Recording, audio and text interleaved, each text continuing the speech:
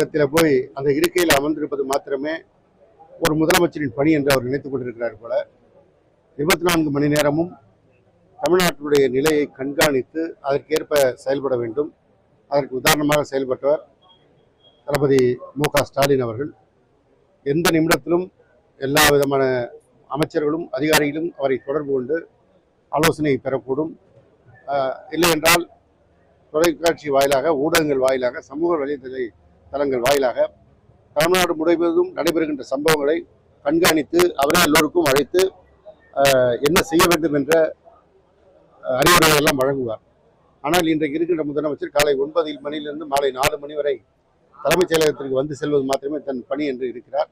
மாலை நேரங்களுக்கு பிறகு அவர் வீட்டுக்கு போனவரோடு அவருடைய கட்சிக்காரர்களை கூட சந்திக்க முடியாது என்ற நிலை இருக்கின்ற காரணத்தினால்தான் தமிழ்நாட்டிலே இன்றைக்கு என்ன நடக்கிறது என்பதை யாருக்கும் தெரியாமல் நடந்து கொண்டிருக்கிறது.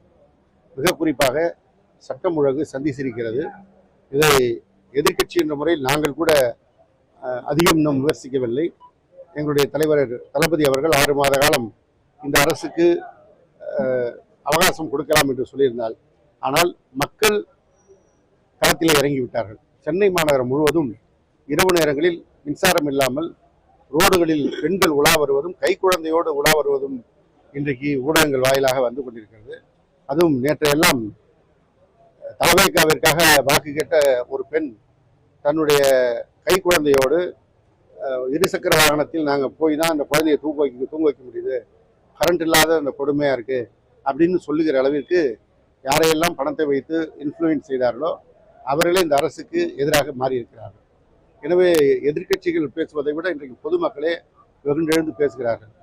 திருச்சி மாநகரத்திற்கு விஜய் வந்தபோது காவிரி ஆற்று பாலத்திலே போக்குவரத்தை துண்டித்து பேருந்து இயங்காத காரணத்தினால் கிட்டத்தட்ட 4 கிலோமீட்டர் பொதுமக்கள் நடந்து செல்கின்ற காட்சியை ஊடகங்கள் தான் வெளியிட்டன. இப்படி ஒட்டுமொத்தமாக பொதுமக்களே இன்றைக்கு களத்தில் இறங்கியிருக்கிறார்கள். ஆனால் அவர் இன்னும் அவகாசம் கேட்கிறார்.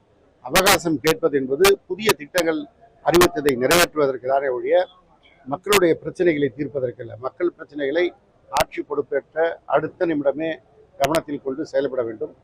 மிக குறிப்பாக சட்டம் ஒழுங்கு பிரச்சனை. இன்னைக்கு சட்டம் ஒழுங்குக்கு பங்கமாக இருக்கிறது தாவேக்காரங்க தான். மிக குறிப்பாக எந்த பாலியல் குற்றங்களை குற்றம் சுமத்திய திமுக மீது குற்றம் சுமத்தினார்களோ அந்த பாலியல் குற்றங்களை தாவேக்காவை சேர்ந்தவர்களே இழைத்துக் கொண்டிருக்கிறார்கள் என்ற செய்தி தான் தினம்தோறும் வருகிறது. அவர் இன்னும் கத்தி படத்துலையும் தெரிய படத்துலையும் நடித்த மாதிரியே தான் நினைச்சிட்டு இருக்காரு. அந்த மேடையில் நான் வாயில வந்துருங்கிறாரு, இன்னொரு வார்த்தை சொல்றாரு, நான் என்ன அப்படிங்கிறாரு. இதுக்கெல்லாம் அந்த டேஷ்லாம் ஃபில்அப் பண்ணோம்னா ரொம்ப தரக்குறைவா இருக்கும். அவங்களுடைய விர்ச்சுவல் வாரியர்ஸே இதை கண்டிக்கிறாங்க. ஒரு பொண்ணு சொல்லுது, அண்ணா நீ முதலமைச்சர் ஆயிட்டன்னா கொஞ்சம் ஞாபகம் வச்சு பேசுனா அப்படின்னு அவங்களுடைய விர்ச்சுவல் வாரியர்ஸே இன்னைக்கு வீடியோ போடுகின்ற நிலைமைக்கு வந்து விட்டது. ஆனால் வெளி உலக தொடர்பே இல்லாமல் இருக்கின்ற காரணத்தினால் விஜய்க்கு இது எதுவும் தெரியாது. அவருடைய ஸ்கிரிப்ட் ரைட்டர்கள் என்ன எழுதி தர்றாங்களோ, திரைப்படத்துக்கு எப்படி டயலாக் எழுதி கொடுத்தா அதை கேமரா ஆக்ஷன் ரோல்னா அவர் ஒப்பிப்பாரோ அதே மாதிரி தான் இங்கேயும் ஒப்பிச்சார். அப்படி ஒப்பிக்கும் போதும் சில வார்த்தை தடுமாறி போய் அந்த பேப்பரை எடுத்து பார்த்து அது தூர்ந்து போன சக்தி அப்படின்லாம் பேசுகிற நிலைமையில தான் அவர் இருக்கார். அவர் மனதில் இருப்பதை பேச முன்வந்தால்தான் மக்களுடைய நிலை குறித்து பேச முடியும்.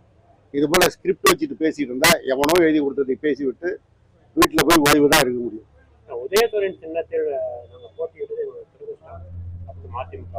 மதிமுக துவங்கியதே துரதிருஷ்டம் தான். அவர் காலமே துரதிருஷ்டத்திலே போயிட்டு இருக்கு. அதனால அவர் அதை பொறுத்து முடிவெடுக்க வேண்டியது தான். இந்த ஆட்சி அமைந்தவுடன் இப்படி ஒரு முடிவு வந்தது, எல்லோருமே ஒரு மன அழுத்தத்தில் இருந்தோம். இப்போ எங்களுக்கெல்லாம் ரிலீஃபே இந்த அமைச்சர்கள் தான்.